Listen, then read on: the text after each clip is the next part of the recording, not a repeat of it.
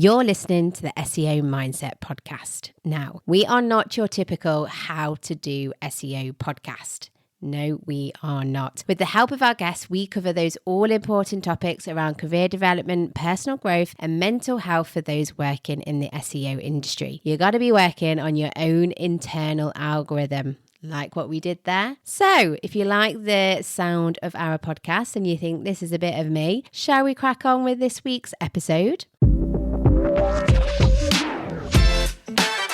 Hello, and thank you for joining us for another episode of the SEO Mindset, where your hosts are my wonderful friend Sarah McDowell and myself, Tazmin Suleman.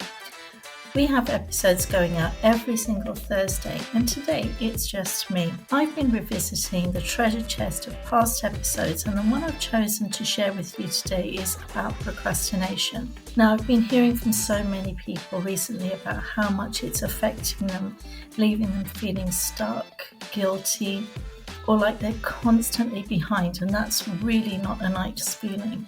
Before we dive into that episode, I want to talk a little bit about overwhelm, because the two are so closely linked. When we feel overwhelmed, it's hard to know where to start. And then it's easy to procrastinate, the list grows, the overwhelm gets heavier, and both overwhelm and procrastination can really throw productivity off track. And honestly, it doesn't feel nice.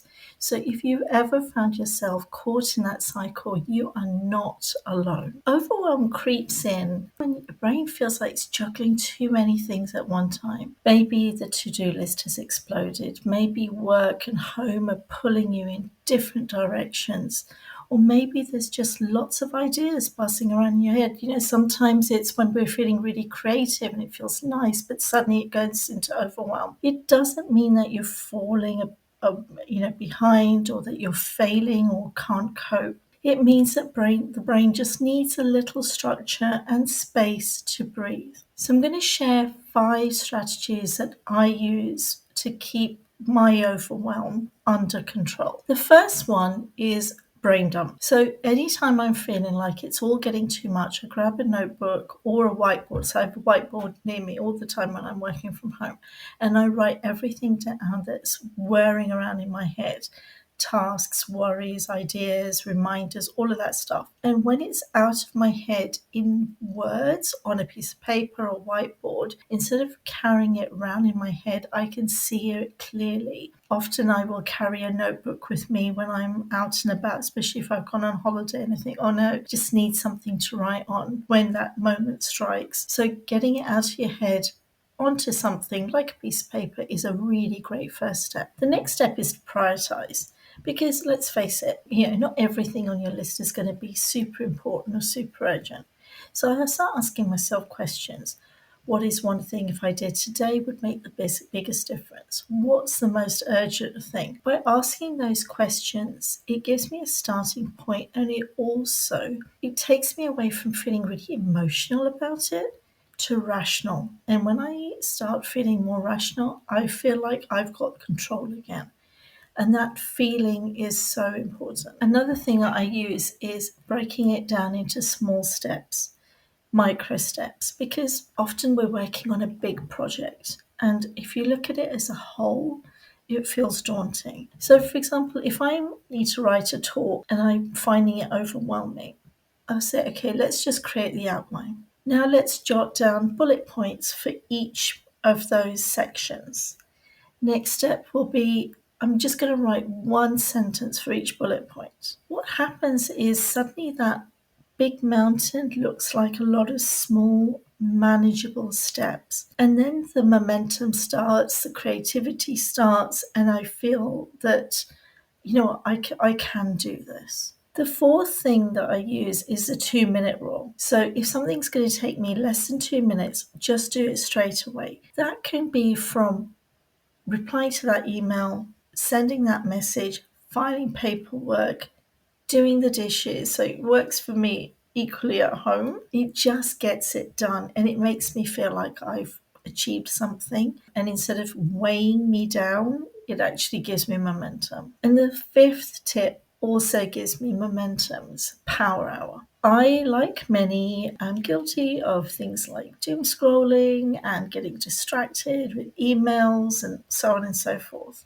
For example, using the previous example of writing a talk, I'd set myself an hour.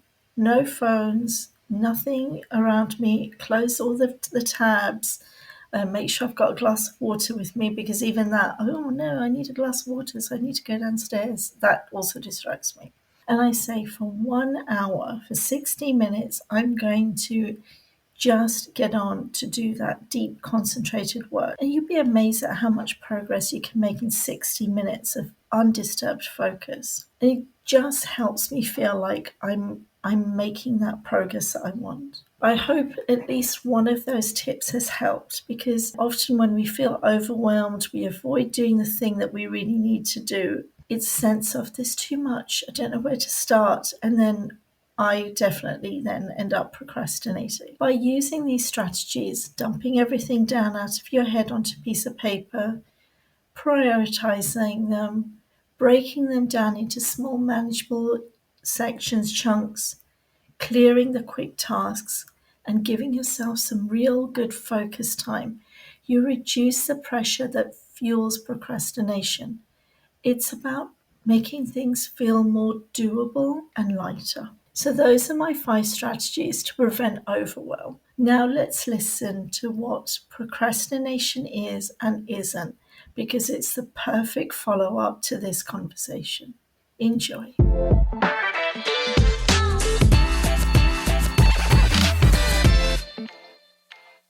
I'm so excited. The live podcast is back, folks. That's right. The SEO Mindset and Search with Candour podcasts are collaborating again. That means myself, Tazmin, and our dear friend Jack Chambers Ward are recording a podcast episode in front of a live audience the night before Brighton SEO. So that is Wednesday, the 22nd of October. We kick off at 7 o'clock, and the title is Social Health is the Key to Career Success.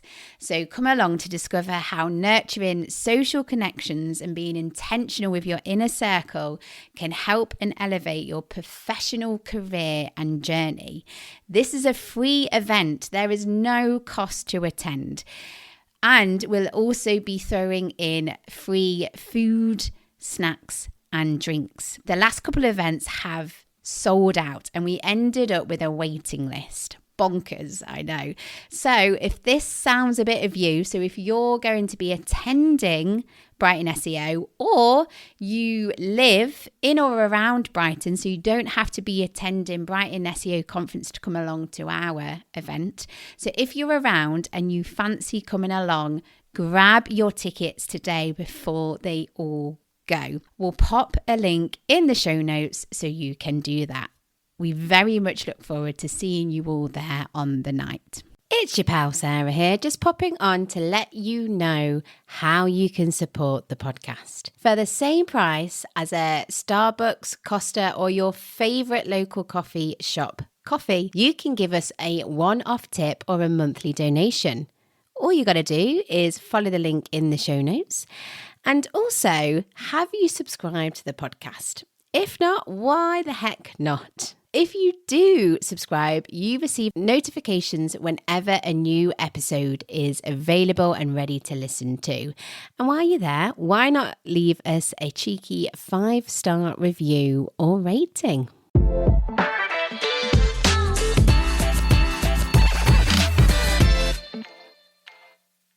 Introducing Clear Narrative Media, a purpose-led media marketing agency that transforms how founders, creatives, and organizations share their stories online.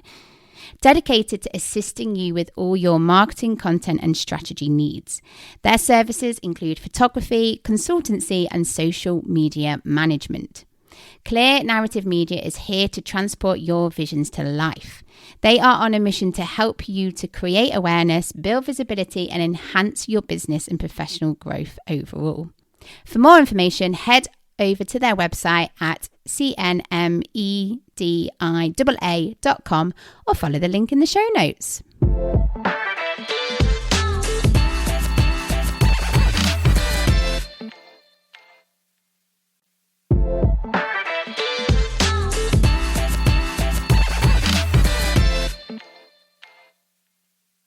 So, Sarah, are you ready to talk about today's topic?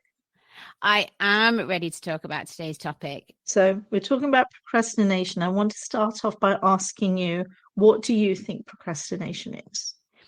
So, procrastination, tricky word to say. I always have to think when I'm saying it as well. It's a lot of letters and a long word, and you have to visualize it. I'm procrastinating now in answering the question, aren't I? But to me, procrastination is when you are putting off doing something. And for me, I would procrastinate if it's something new or something that I don't really get, or it feels big, or maybe I feel overwhelmed by it, or maybe I don't like it. Maybe it's a job, maybe it's a boring admin job that I don't really want to do. But whatever the reason, even though it's an important task and I need to do it, I push it back. I give excuses, I give reasons, I'll do something else, whether that is another job or another task in a work capacity, or maybe I'll decide, oh, this is where I need to reorganize my kitchen cupboards instead of doing this job. So that is how I would define procrastination. You know, you've identified so many key elements to it. What procrastination? So it's quite complex, and we're going to go through what it is. But what it isn't is laziness. Often people will say, "Oh, you've been so lazy. You're procrastinating," and it's not laziness. And I don't like it being thought of as laziness because it paints that particular picture of a person. And even when you're thinking of yourself like that, it's unkind, it's not true, it makes us feel very negative about ourselves or negative about a person. So let's just get it sorted right from the beginning. Procrastination does not equal laziness. I'm not saying laziness isn't a thing, it is, but procrastination is bigger. And there are two main reasons why we'll procrastinate. One is lack of clarity, which you have touched on, and the other is fear of failure or even success. So lack of clarity. You talked about it. If it's something new, if it's daunting, you can feel overwhelmed. So sometimes we will have a new thing to deal with, and it's too big, and we don't know how to start, or we're so uncertain about it, we become paralyzed. Does that ring true to you? 100%, 100%. And what I also find interesting is I 100% understand about the fear of failure as well, because there is this idea of you don't even want to start something because what if you fail? But what I didn't think about, or what never springs to mind, is the fear of success as well, because I've definitely felt that as well. So It's interesting, isn't it? We're going to go into that a little bit more, but carrying on with this lack of clarity, when we have a task that we've never done before, that's often when we will procrastinate, and it feels unfamiliar. And unfamiliar then for us feels as wrong, because everyone needs a certain amount of certainty. I think we've touched on this a few times in our podcast. The 6 human needs, one is certainty. And when we're feeling uncertain, we feel unsafe, we feel insecure, and we don't want to go there. Some people are better with uncertainty than others, but most people will need, everyone needs a certain amount. And when we're feeling things are uncertain, feel things are unfamiliar, complicated, we can end up feeling quite overwhelmed, and then we panic. So there's two parts of lack of clarity. There's one where you just don't know what to do because you haven't identified the smaller chunks of work, or because it feels so unfamiliar that you become overwhelmed with that feeling of uncertainty. I definitely resonate with that, because there are some things that just feel humongous. And we actually had this conversation earlier, and something that I'm trying to get better at is I always tend to overcomplicate as well, which I think then feeds into it. Yeah, absolutely. And that overcomplication sometimes stems from wanting things to be perfect. And then you add more and more layers to it because you think, oh, I can't release this product because it's not got everything it possibly could do. Sending something out into the world, into business, just as a very raw core product doesn't feel natural to many people. But I think it's changing. I think more and more people are accepting that that's okay. I feel that. Do you feel that? I don't actually know. Can I ask why you feel that? What have you kind of seen in the wild? Maybe because I'm getting more comfortable doing that. So last Thursday, I was out with my cousins, and the company that run my social media said, could you create 3 reels for us? And I said, I'm out with my cousins. I don't want to do this today. They said, no, we need them today. So I thought, I'm in Birmingham. I was at the mailbox. Apparently, you can't record at the mailbox. It's against rules. So I thought, where am I supposed to go now? And I only had a little bit of time to do it in. Do you know where I recorded them, Sarah? Where did you go? Harvey Nichols' Ladies.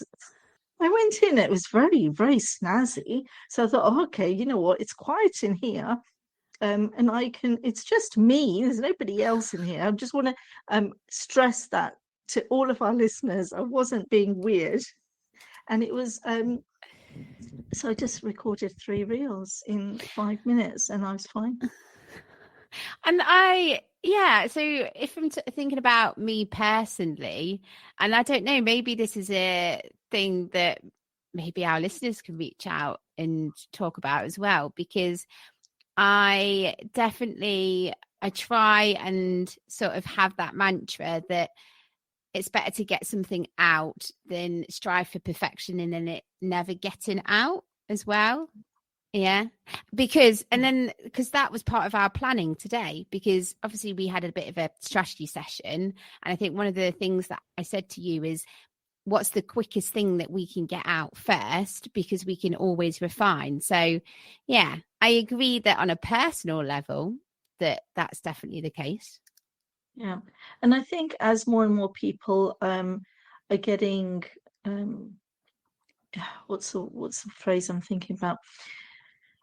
They want to create more content and they realize that it doesn't have to be perfect. It has to be authentic. People are getting more and more used to being their authentic self. It's being embraced more, and, you know, it doesn't have to be perfect. You don't have to have a great hair day. You just do it because it's the value that you're providing people with. So that's why. But coming back to this topic, I knew we would go off route because it's so huge. But we've, just take a step back. We're talking about how lack of clarity can lead to procrastination. And I want to give our listeners some tips on how to overcome this. Okay. Yeah. So one of them is understand why you're doing what you're doing, because that will then determine what steps you need to take. For example, if you are writing a book, are you writing a book for fun, or is it to publish? Because if it's for fun, you'll have certain targets. You can give yourself certain targets. I'm going to write at this time. I'm going to write for this long. And you're chunking this big book into time allocated slots, if you like. If you are writing to publish, that's a different ball game, right? You have to go down the whole route of how do I get this book from my laptop to a bookshelf. If you are wanting to exercise more, are you exercising because you want to get fit, or are you training for a marathon? Because again, that determines what steps that you need to take. So understand why you're doing what you're doing. Another tip is find somebody who has already done it before. So this could be a mentor, this could be somebody that you know, because they will help you identify what the little chunks are. You could even talk through those steps with a friend. Now, they don't need to know the ins and outs of publishing or running a marathon, but they'll be able to ask you questions that will trigger something in your mind thinking, oh, I better do this. Or actually, you know what, that question's really useful because now I know I need to go and do this step and this step and this step. So that's some of the practical stuff. As we said, chunk down the big tasks into small little steps. Set yourself mini deadlines. So especially if that goal that you've got is not part of your work life, if it's extracurricular, which the fitness could well be, then again, set mini deadlines, because there's nothing like a deadline or a target, as you mentioned earlier, a target date that is going to help you feel like you need to have some motion and move forward. But then there's some more inner work stuff. So often it's our inner chatter that will get in the way of us and getting that thing done. I've never done this before. It's too big a task. I feel overwhelmed. I don't know what to do. When am I going to find time to do it? I don't have the resources. I don't have the knowledge. All of that can really impact our ability to take action. So you can change that inner chatter to something that, when you hear, like, especially on like American shows, shout out, I am awesome at the top of your voice. It doesn't ring true. If it doesn't ring true to you, then that sort of affirmation isn't going to be helpful. But you can find affirmations that do help. For example, I'm someone who can always figure things out. Mm-hmm. I'm getting better at this every single day. Every small step I take, I'm getting closer to my goal, because those are believable affirmations. So adjusting your inner chatter can also help you with procrastination. And you're going to like this one. Celebrate your actions. So often we say celebrate your wins. And sometimes when you've got a big task, they don't feel like wins. If you're training for a marathon, and if I was training for a marathon, I'd day one would not feel like a win if I just looked at how far I ran.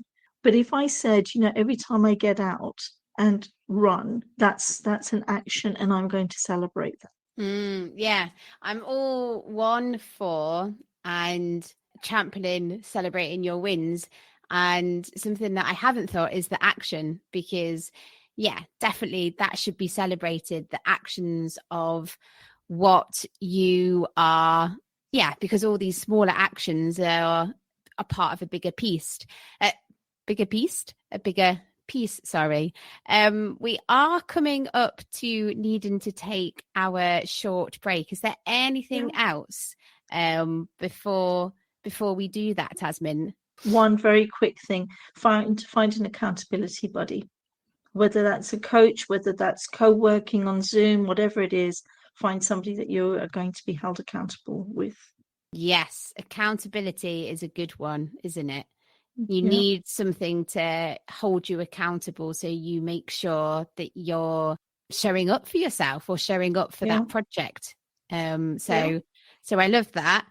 So a quick rundown of those tips again, just a quick summary. So, find out why you're doing it. Check your why. Find somebody who's done it before. Go through the steps with a friend. Basically, you want to divide that big task into little steps, and check your inner chatter and adjust it to something that is going to help you take those actions, celebrate those actions, and find an accountability buddy. There you go. Awesome. Very easy to action strategies and tips there. Before we do go into this short break, Tazmin, what have you got for us for part 2? We're going to talk about fear of failure and touch on fear of success and what that means. Amazing. All right. Well, make sure that you join us back, and I can't wait to delve more into this topic. Wonderful. So welcome everybody to the next part of our procrastination podcast topic. Sarah, so what did you make of part 1? Love it. I love it. Yeah, I think because obviously we did a quick summary at the end of part 1, didn't we, of all those easy to implement strategies. And yeah, I think all of those will help with getting clarity and getting your head around what you're trying to do and why you're trying to do it and the best ways that you can do it as well. So all of those were great. And I was nodding along like, yeah, that's great. That makes sense. And I'm sure our listeners were doing the same.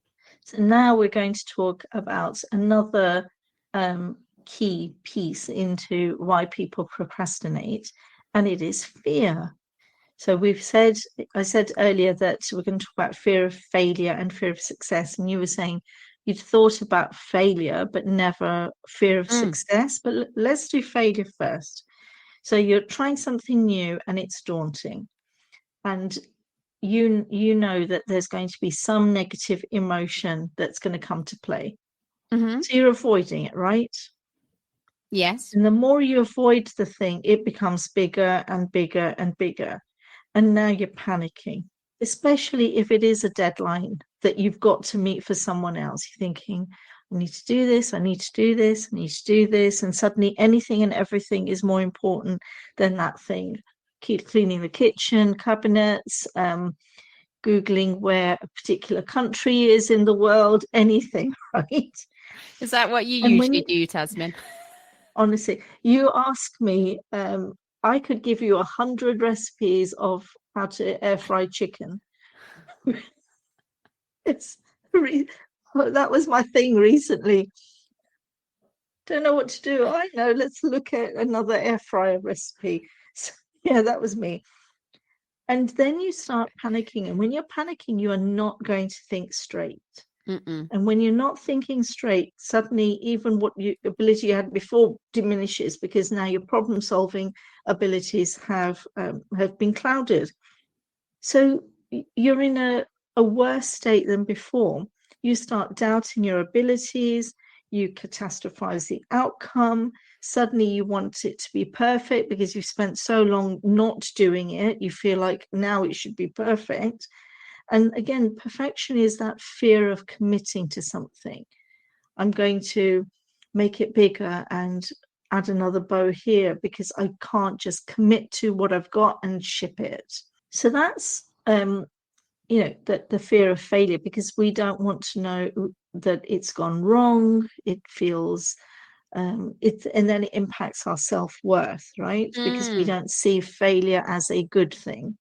We see failure as a bad thing. Yeah, and that self-worth is such a biggie, because what's important to you, and this is something that me and my partner Tash was talking about, and it was more linked to productivity, because we were sort of saying what we find that's linked with our self-worth is being nice and productive and doing stuff. But then also this is going to feed into this fear of failure, because you're doing all this stuff because you want to get recognition maybe, or you want people to say nice things, or whatever it is. But obviously it has to be a polished, perfect product, right? Or project, or whatever it is. So that fear of failure is going to creep in, and as you were saying, like, you're just going to add more stuff, like, oh, I need another bow, I need to do this, it's not quite ready. And it's just excuses, isn't it? Or it's like reasons for you not to just go ahead and put that thing out there into the world. Yeah, because until it's out in the world, nobody really can judge you on it. When it's out there, then they can. And when we start seeing failure as, you know what, the more times I try, the better my self-worth, because I've given it a go. I've been resilient. I've taken feedback. I've changed things that need to change. I've shifted again and again and again, because it doesn't have to be perfect to be valuable. Somebody said to me about one of my Revitalize videos that, can you do this? And I said, absolutely, I can. But how much extra value will it add? Yeah. Would I rather spend my time creating another video that would help other people on another topic? So it's a very personal thing, but at the same time, I think we have the bar too high on what acceptable is. This is a special sponsored segment of the podcast where I have Inga Bubez, Director of Enterprise Marketing for STAT, the Enterprise Search Analytics Division of Moz. Hello, Inga. Hello, Sarah. How are you? I'm so glad to be here. Thank you so much for having me.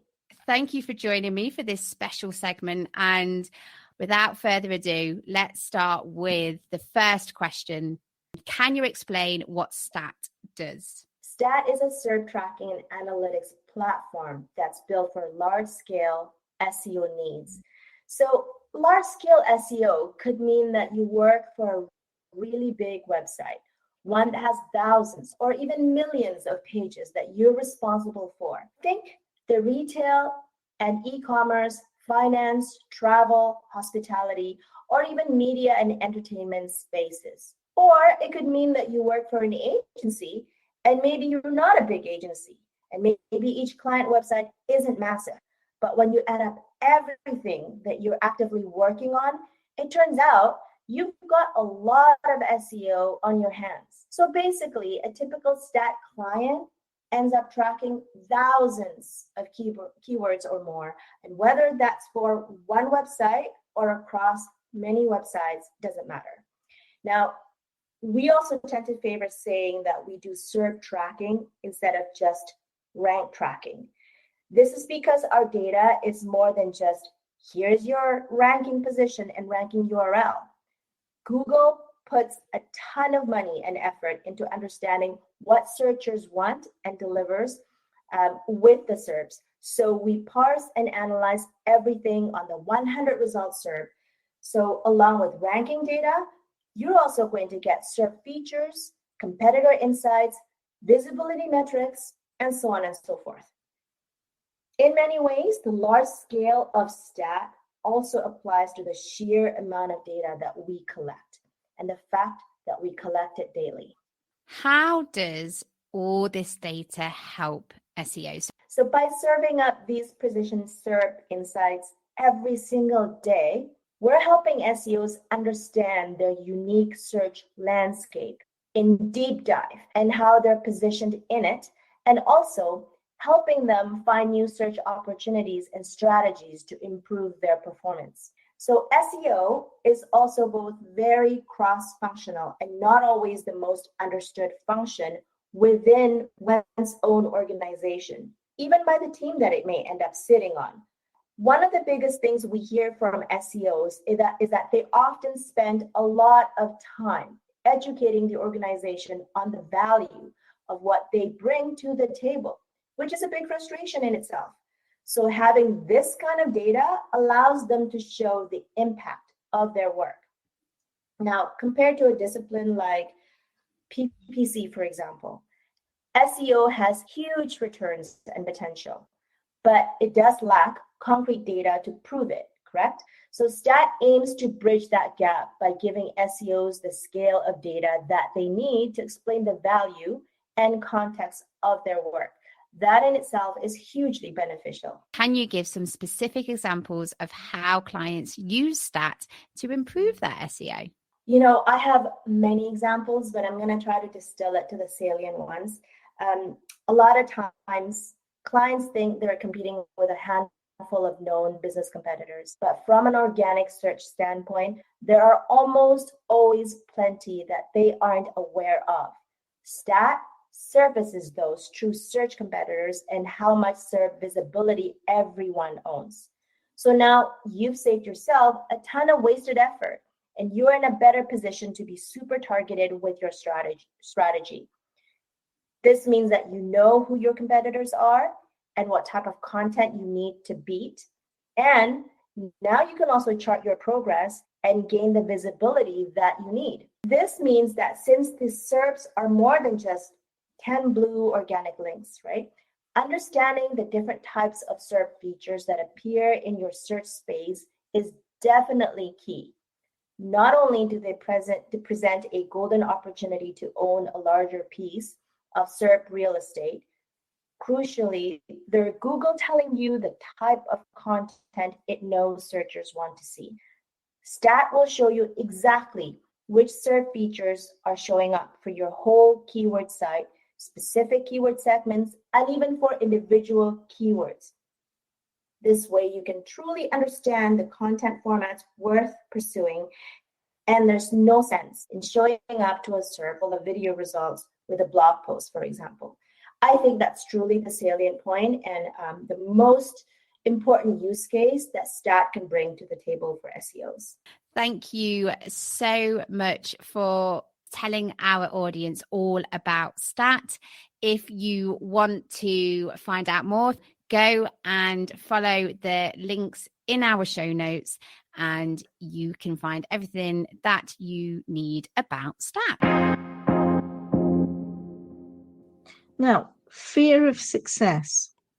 This is when you procrastinate, you self-sabotage yourself because you're avoiding opportunities. So supposing you think, oh, I've got this skill set that would be really useful here, here, and here, and you don't reach out to those people, or you don't put yourself forward for talks or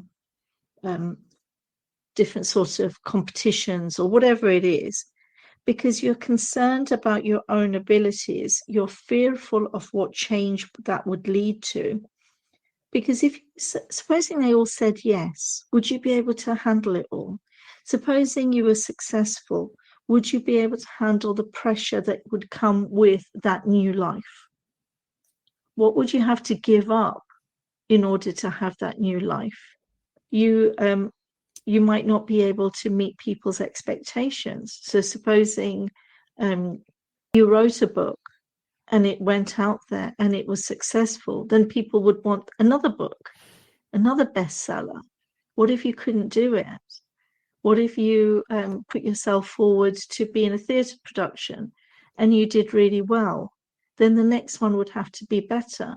So then it feels better to be in your own comfort zone rather than putting yourself out there. Does that make sense to you?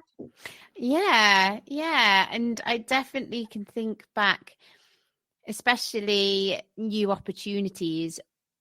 Every time that I've been out of my comfort zone, there is this procrastination or it's scary putting yourself forward, isn't it? Because like you say, like it could, I suppose, something that you might get into your head about is if you try something and it's a real good success, was that a fluke?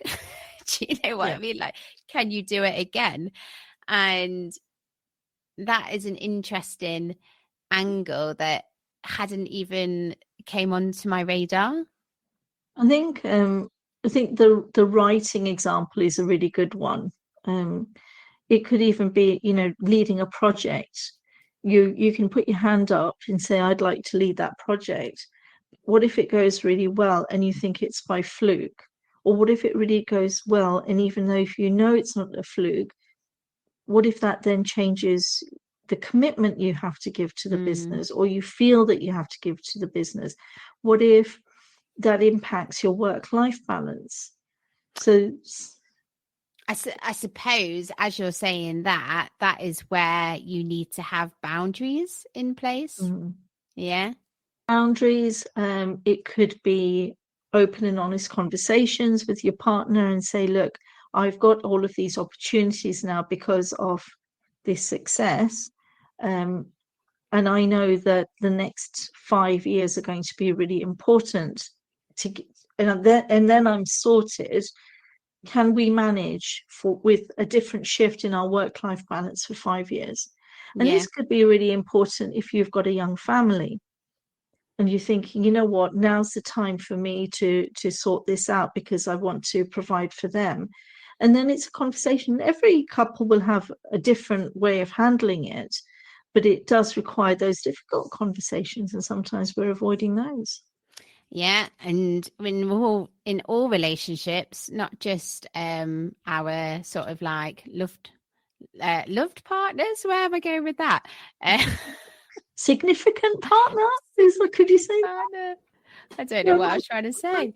However you're set up, if you're married, if you're not, if you've got a partner, whatever that situation is, you need to have regular check-ins with that person, because things are going to change. Yeah, that's inevitable. And I think when I look back at all the arguments that I've ended up having it's because of a lack of communication and a lack of sitting down and being open and transparent with each other, and celebrating what these opportunities mean and what they could bring, but having that sort of raw, vulnerable conversation, being like, yeah, things are going to change, but these are the strategies that we'll put in place so that it doesn't have a negative impact. As much as there's going to be a positive impact, there's always that science, isn't it? I imagine every positive reaction has a negative reaction. I don't know. Yeah. But so I want to give sorry no, go. I was just going to go more into a rabbit hole of what is science and what isn't science. And I started getting scared that any minute now Sarah's going to say it's time to wrap up, and I've got lots of tips to give everyone. All right, I'm going to rattle these off really quickly. Number one, self-acceptance. In any journey of growth, when you're trying something new, it can feel scary. It's a great thing to do, but it can feel scary.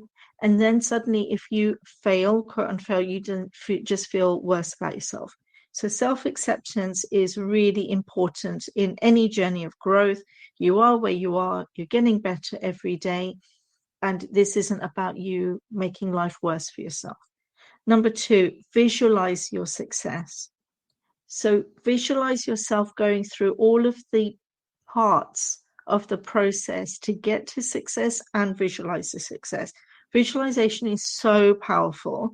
I think maybe we need to do a podcast episode on that. I'll write it down. Another thing is name your fear. Give it a name, and then it just reduces the power. So it could be, oh, here she goes, negative Nelly, in my head again. You can't do it, you fail. Because if you give it a name, it just adds a layer of comedy to the whole thing, and comedy is going to be really good for reducing that power of that fear. Set yourself up for success. So have the time blocked out in your diary, get the equipment that you need to hand, get everything that you need. Another thing that will help is have a sort of a detachment. So rather than saying I am scared, say I'm feeling scared. And feelings, they're like clouds, right? You know, have you ever done like cloud gazing, and then one cloud drifts in and then it goes away again? So feelings just like that. You can't pin your life onto them. You just can't pin them down. Another thing is, where is that feeling coming from? Is it a you thing or is it a them thing? Are you trying to impress them? Do you think they are judging you, or are they actually judging you? So inner or outer. Then this rule is used a lot, the 10-10-10 rule. If I fail in 10 minutes, is it going to matter? In 10 weeks, is it going to matter? In 10 years, is it going to matter? Just give yourself a bit of perspective there, because actually in 10 years, it probably is not going to matter that, you tried to swim a lap and you couldn't. 10 minutes maybe, but 10 weeks, 10 months, no. So the 10-10-10 rule. Spotlighting. This is where you think everyone is looking at you and noticing you. The reality is they're not. They're busy with their own life. Ship the thing, apply for the job, give the talk, do the thing. Don't worry about what other people are thinking. They're probably not thinking about you. Can I just add as well? Because everyone is in their own heads. Everyone is self-critical about, we're all having these feelings. And in actual fact, 9 times out of 10, so I had to change my mindset when I did my first ever speaking gig, because people aren't wanting you to fail. People are wanting you to succeed, especially if you're doing something that they haven't done themselves or they don't feel confident enough. Have that mindset. People aren't out there waiting and looking out for every fail. that's you. That's what you do to yourself. And that's where this talk of being kinder to yourself comes in. Yeah. That's the only thing I'd add in that bit. Absolutely. Use the power of reframe. We've talked about this before. Remind yourself that you're learning all the time. Use your language to power yourself. I can't do this to I can't do this yet. Yep. The movie star method, we've talked about this before. Pretend that you're a movie star. If somebody is watching you in that scene, how are you going to empower them and inspire them and make sure that they don't flick to the other channel?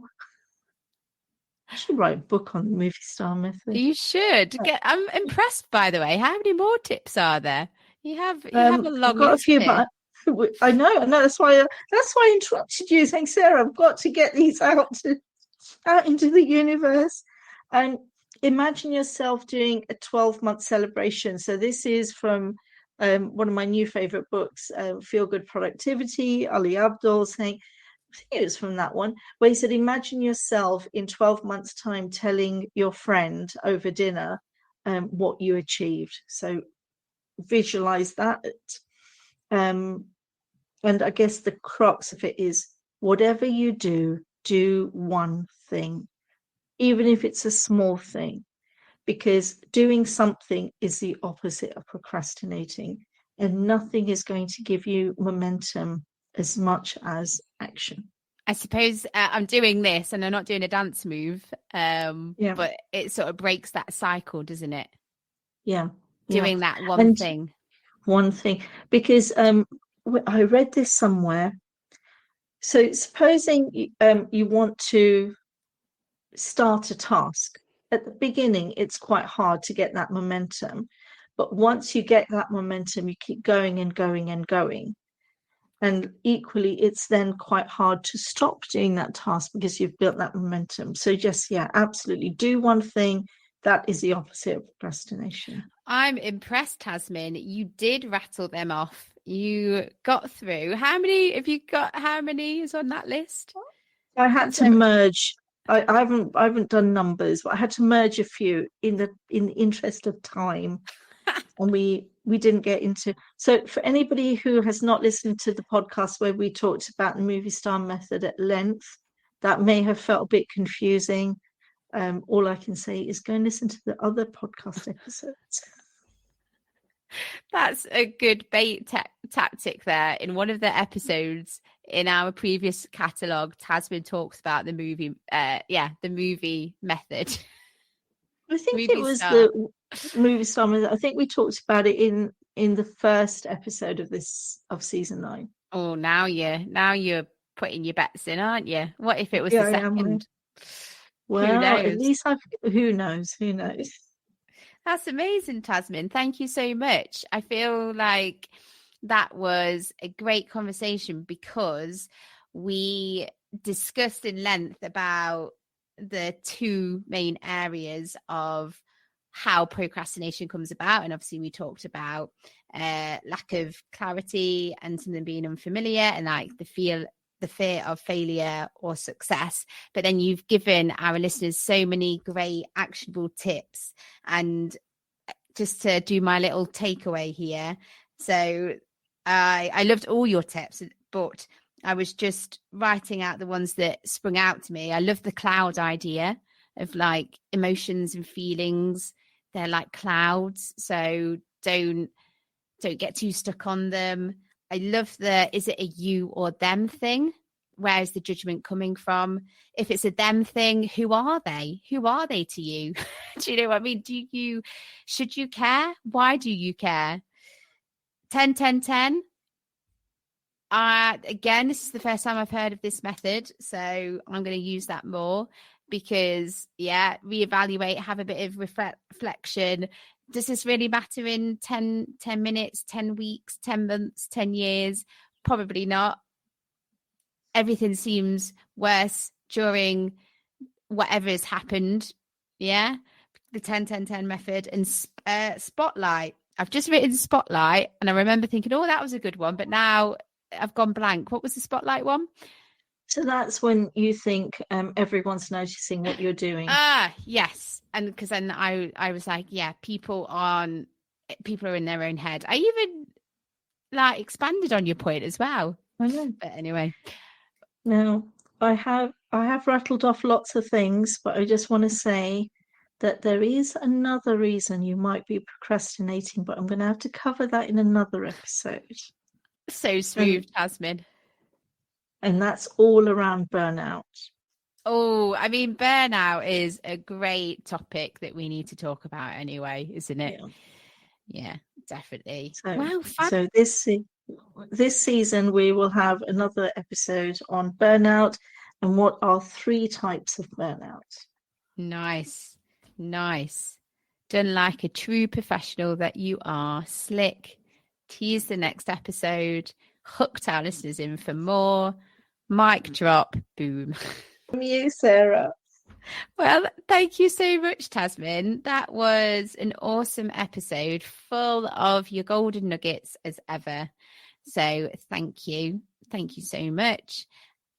Just a reminder that if you are enjoying what me and Tazmin are doing, you can give us a one-off donation. So we're set up on Buy Me a Coffee. So yeah, Buy Me a Coffee is a platform where creators like me and Tazmin, because we are creators, very creative, procrastinating again, get to the point, Sarah. Go to our Buy Me a Coffee page. There'll be a link in our show notes and you can give us a one-off donation. Lots of you have already done that, so thank you very much. And then Twitter or X or whatever you want to call it, find us on there because we love to continue the conversation. So reach out to us and all of that lovely stuff. And remember as well, get your tickets for the live podcast that me and Tazmin are doing in just over a week. That's bonkers, isn't it? It's really, really close. So yeah, if you're listening and it's Thursday, get on those tickets because they're selling like hotcakes. I think that's the analogy that we were going with earlier. And yeah, is there anything else, Tazmin? Any last nuggets that you want to leave our audience with? Just, you know what, if you're in the middle of this, well, not in the middle, if you are procrastinating over anything, it's normal. There is a reason behind it and you can beat it. So don't feel bad about yourself. Just go and do that one thing, whatever it is. Whenever you're listening to this episode, just go and do that one thing that will help you gain momentum.